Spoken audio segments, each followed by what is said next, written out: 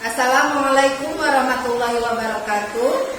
Perkenalkan, nama saya Desi Hardiani, mahasiswa Universitas Islam Negeri Kiai Haji Ahmad Siddiq Jember, dengan nomor induk mahasiswa 235401110531. Saya mengajar di SDN Cilegon, mata pelajaran Pendidikan Agama Islam dan Budi Pekerti. Dalam kesempatan ujian kinerja ini, saya akan menampilkan materi tentang Fathu Mekah dengan menggunakan metode pembelajaran problem based learning.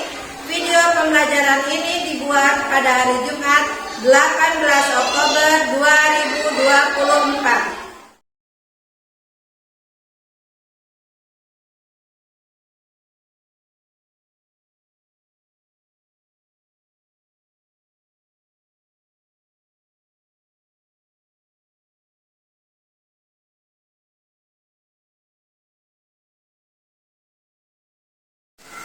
Bismillahirrahmanirrahim. Assalamualaikum warahmatullahi wabarakatuh. Waalaikumsalam warahmatullahi wabarakatuh. Bagaimana kabarnya hari ini anak-anak?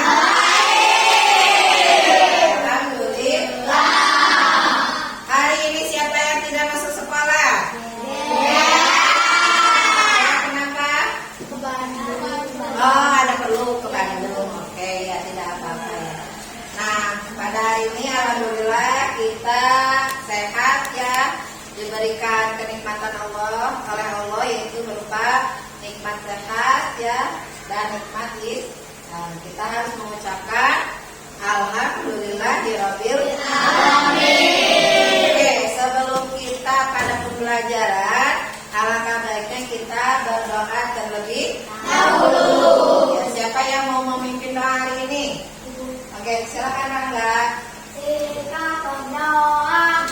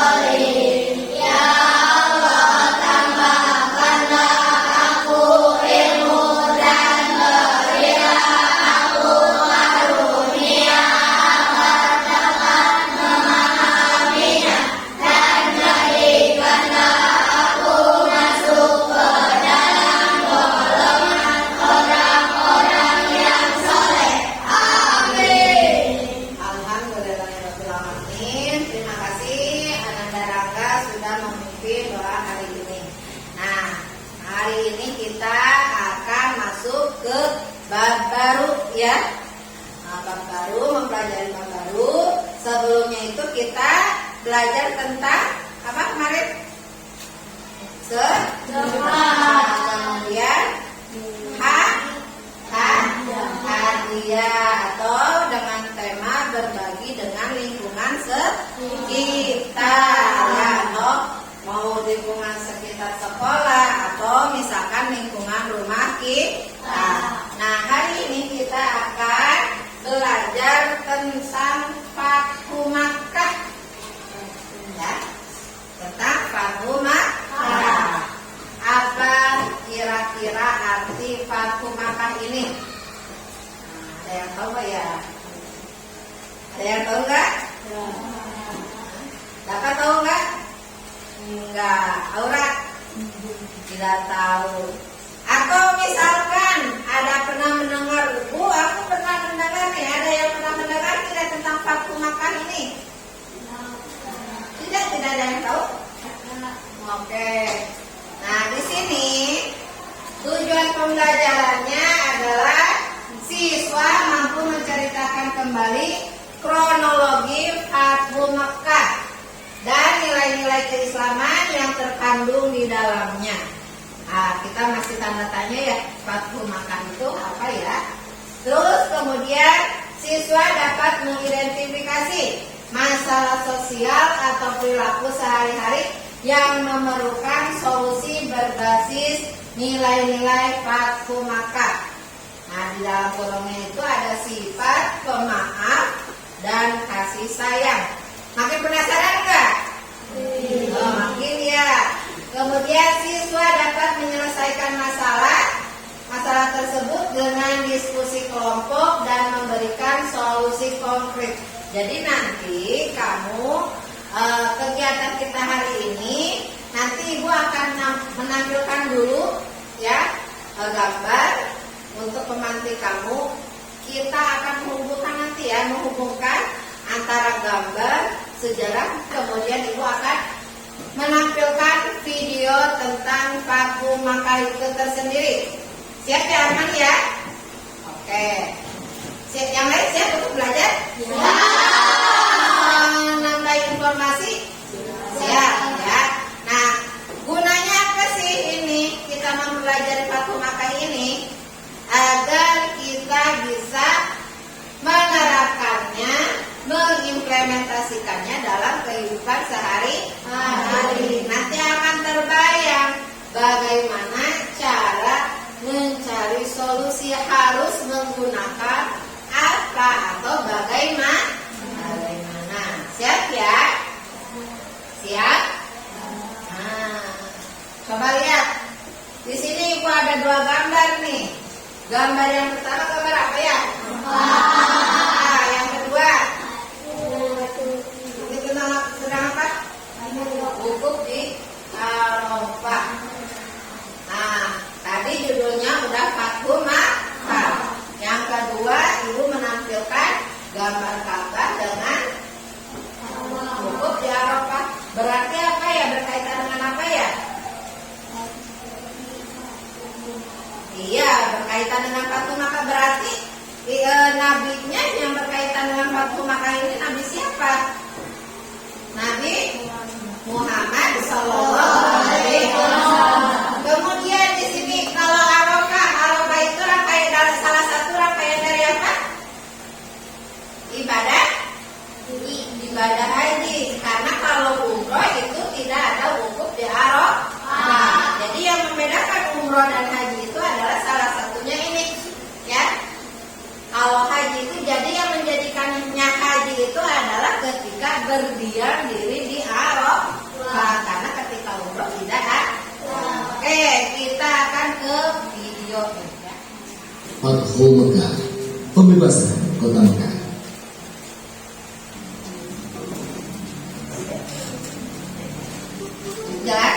Awal bulan Zulqa'dah tahun ke-6 Hijriah, Nabi Muhammad bersama 1.400 sahabatnya bergerak menuju Mekah dalam rangka menjalankan ibadah umrah.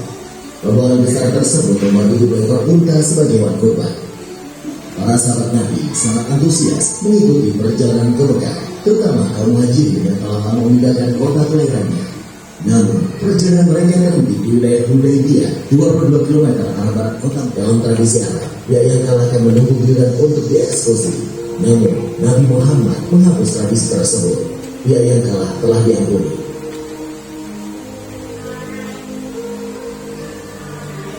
Setelah Ka'bah dibersihkan dari berbagai jenis berhala, Bilal pun diperintahkan Nabi untuk mengumandangkan azan. Jadi apa? Fathu Makkah ini pembebasan kota Makkah, ya. Yang dipimpin oleh siapa? Nabi Muhammad Sallallahu Alaihi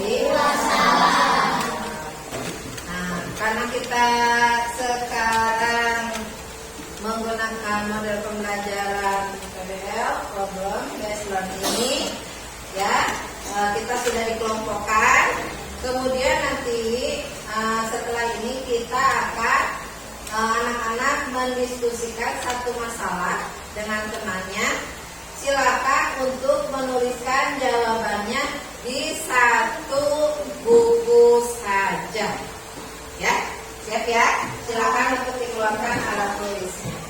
Dikasih bacain soalnya biar nanti teman-teman kamu bisa berpendapat. Ya. Ya, jawabannya. Nah, ini nanti kamu bacakan soalnya dengan keras ya, biar teman-teman mendengar. Nanti kamu tulis jawabannya di buku saja, ya. Rangkum semua pendapat teman-teman, ya. Ini nanti ada soal, ya. Bacakan soalnya, ya, teman-temannya. Kemudian nanti tulis jawabannya di buku saja, ya, di satu arah saja, siap ya. Nanti Adnan bacakan dan nanti teman-teman bisa berpendapat, oke? Ngerti? Oke, silakan waktunya 10 menit ya. 5 menit kayaknya bisa ya. 5 sampai 10 menit. Apa Adnan? Habis.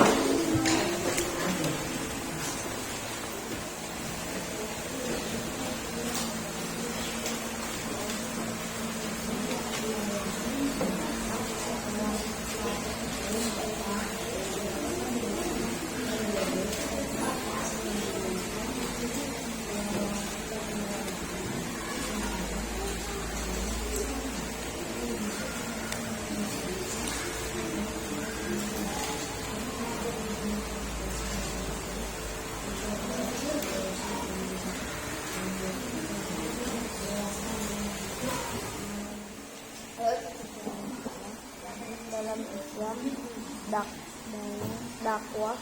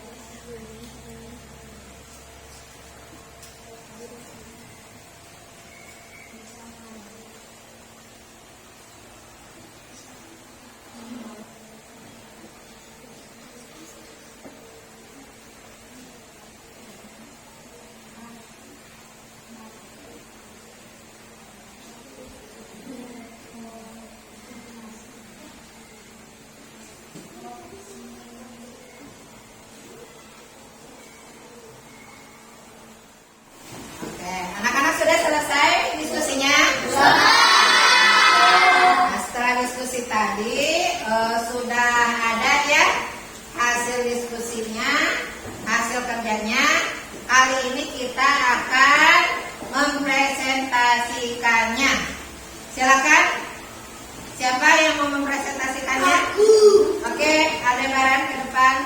Saya akan mewakili teman-teman mau membacakan soal diskusi, yaitu jika kamu berada di posisi Nabi Muhammad SAW pada saat Fathu Mekah, di mana ada kesempatan untuk membalas dendam. Kamu kaum Quraisy, apakah kamu akan melakukannya? Jelas pilihanmu dan hubungkan dengan ajaran Islam tentang balas dendam dan pengampunan. Oke, sebentar ya. Oke, Ibu jelaskan lagi ya. Jika kamu berada di posisi Nabi Muhammad, ya, jadi seandainya kamu menjadi Nabi Muhammad pada saat Fathu Makkah, di mana ada kesempatan untuk membalas dendam kepada kaum kafir Quraisy. Jadi kalau kita sebagai Nabi Muhammad nih, kita ada kesempatan untuk membalas dendam kepada kafir Quraisy. Apa yang akan kamu lakukan? Saya tidak akan membalas dendam karena Dalam Islam pengampunan lebih utama dari pembalasan dendam. Nabi Muhammad SAW juga memilih pengampunan, menunjukkan bahwa sikap pemaaf adalah ciri utama seorang pemimpin yang baik. Dendam hanya akan memperburuk keadaan, sementara pengampunan bisa membawa perdamaian dan rekonsiliasi. Oke, terima kasih Abi presentasinya ya. Mari kita tepuk tangan. Jadi kalau tadi kita andaikan kita jadi Nabi Muhammad ya, di cerita tadi ya, di video tadi menjelaskan bahwa ketika Fatu Makkah terjadi itu siapa yang menang, kaum kafir apa kaum muslimin? Kaum muslimin ya yang menang. Nah, kekuatannya besar, pasukannya banyak. Kalau kita biasanya apa? Balas dendam.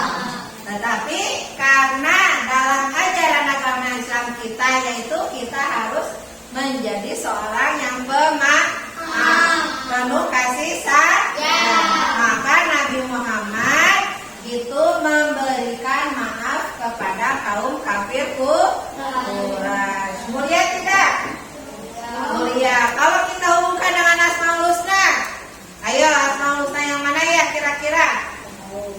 Al-Afu ya, Al-Afu atau Maha Pengampun, karena Allah juga adalah Maha Pengampun. Dan Ar-Rahman Ar-Rahim, Maha Pengasih lagi Maha Penyayang.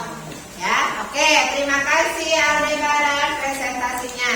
Sekarang yang kedua siapa? Oke, Aura ke depan.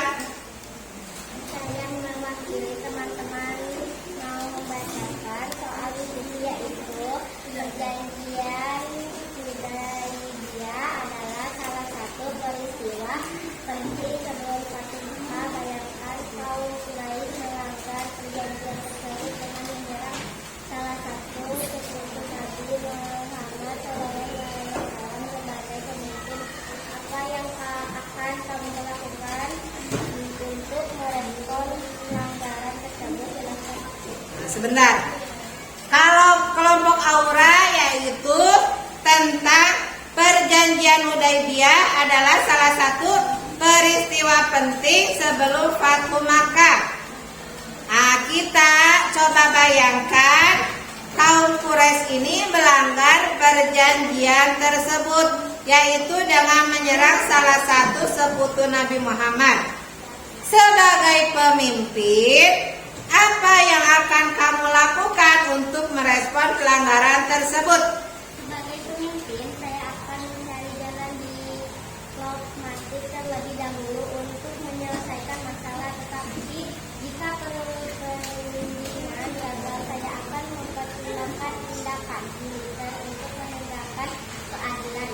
Ini juga dilakukan oleh Nabi Muhammad SAW sebelum memutuskan melakukan Fatu Makkah. Keputusan ini didasarkan pada perlunya menjaga perdamaian dan mencegah kekacauan lebih lanjut. Oke, terima kasih Aura. Silakan beri tepuk tangan. Jadi kalau tadi Aura apabila melanggar apa?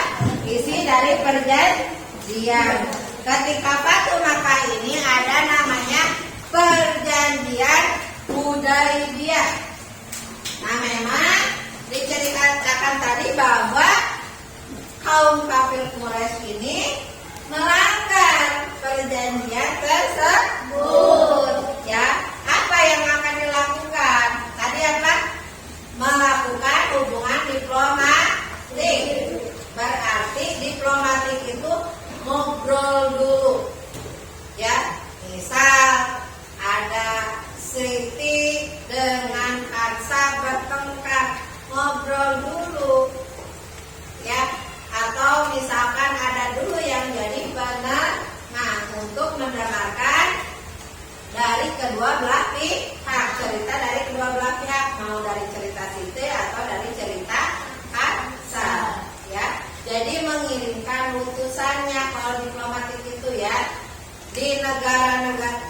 negara-negara pun sama ya.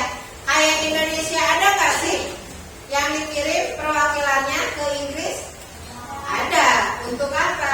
Biar kalau di negara Inggris ada apa-apa bisa menghubungi ke kedubes dulu biasanya ya, atau diplomatiknya ada di kedubes RI. Nah baru nanti dari kedubes RI mungkin ke negara untuk melakukan konsul atau membicarakan lebih lanjut. Ya sama itu juga. Kemudian ketika yang tidak bisa hubungan diplomatik, baru ya tadi secara militer atau secara kekerasan. Ya, ngerti? Oke. Nah, isi dari perjanjian Hudaibiyah. Tadi ya kalau Fatu Makkah itu Fatu Makkah itu adalah pembukaan kota Mekah atau kemenangan bagi kota Mekah. Dalam artian apa? Terbebas dari jahiliyah. Tadi dengan ditandainya adalah dihancurkannya berhala. Nah, tadi kan tidak disebutkan ya, ada disebutkan perjanjian di Hudaibiyahnya, cuma tidak jelas. Nah, yang pertama ada 4 perjanjian Hudaibiyah. Yang pertama yaitu gencatan senjata selama 10 tahun. Nah, yang kedua kaum muslimin tidak melakukan umroh tahun ini. Nah, tadi kita kaitkan dengan apa? Dengan wukuf di Arafah. Karena perjanjian atau Fatu Makkah ini adalah masa-masa akhir kehidupan Rasulullah. Ada namanya haji wada atau haji perpisahan. Jadi Rasulullah melakukan haji wada terakhir itu sebelum beliau meninggal dunia. Kemudian yang ketiga, pengembalian pengungsi muslim ke Mekah. Jadi orang-orang Mekah berhak kembali ke Mekah. Ya, tadi kan sebelum perjanjian ini panjang sekali ceritanya. Betul tidak? Ada namanya hijrah. Ya, hijrah artinya berpindah dari satu tempat ke tempat yang lain untuk menyelamatkan diri. Ketika di Mekah pada masa dakwah Rasulullah itu kacau ya. Bahkan Rasulullah pun sampai diancam mau dibunuh. Ya. Nah, maka Rasulullah menyelamatkan kaum muslimin untuk hijrah ke Madinah. Nah, ini terjadi Fatu Makkah ini terjadi berpuluh-puluh tahun setelah Nabi hijrah ke Madinah. Ya. Kemudian yang keempat, kebebasan membuat perjanjian dengan pihak lain. Dalam artian apa? Di sini Mekah, di sini Madinah. Di keduanya itu ada apa? Banyak bani-bani yang lain, atau kalau di kita mah suku-suku ya. Kalau di kita ada apa? Suku Sunda, suku Asma, suku Jawa ya. Nah, kalau di sana mana? Di Mekah dan Madinah pun sama, cuman namanya itu adalah bani atau dibahasakan adalah kaum. Ya, salah satu yang terbesar ini adalah kaum Quraisy. Ya, kaum Quraisy. Nah, di sini jadi suku-suku ini berhak untuk menentukan mau ikut ke